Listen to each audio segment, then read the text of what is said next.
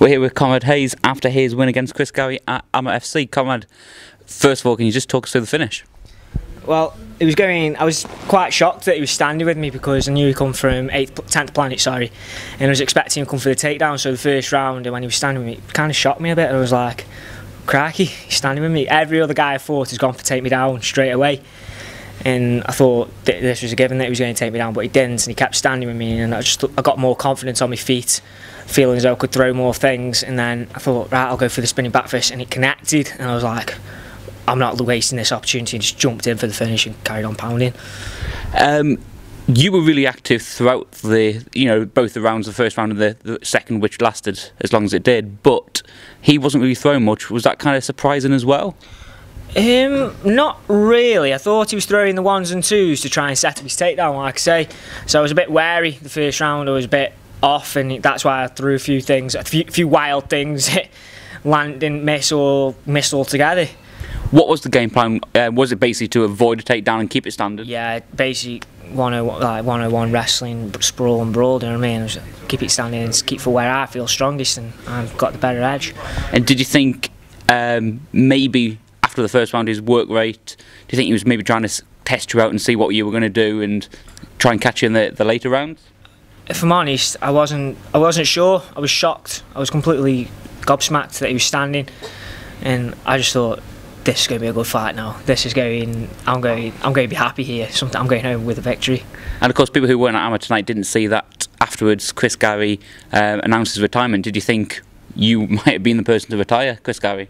No, not at all. I was shocked. I feel for him. Do you know what I mean? He's a tough guy. He's ranked 9th in the country. You know what I mean? And he's a tough guy, and I was shocked.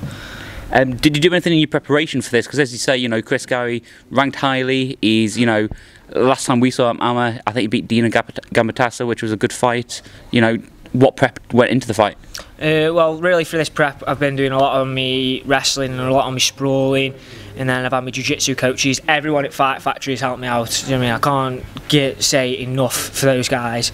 They've supported me all the way through, because I haven't had the best of years. I've had fights pull out on me. I've had to pull out fights because of injuries and whatnot, and it was just a perfect way to end the year, to come back and do that. But yeah, I've gone into a lot of wrestling because I knew it was my weak point, and it proved successful for when he tried to take me down in the second round.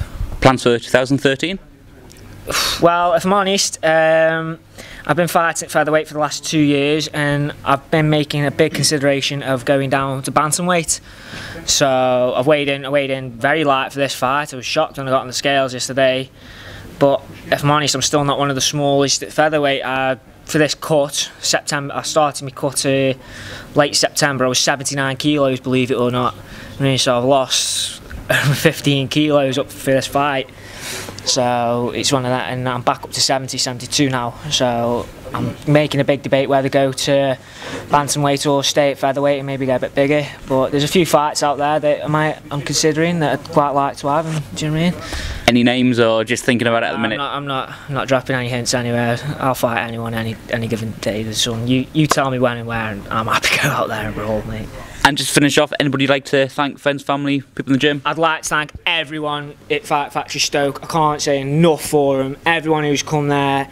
You know what I mean? There's too many names for me mentioned. You know what I mean? They're all over there in the corner there. They've helped me so much through all this, and they've been there for the highs and the lows for me and everything. I can't say enough for them. Well, thanks for the interview. Good end to the year. Hope for the best for next year. Thank you very much. Thank you.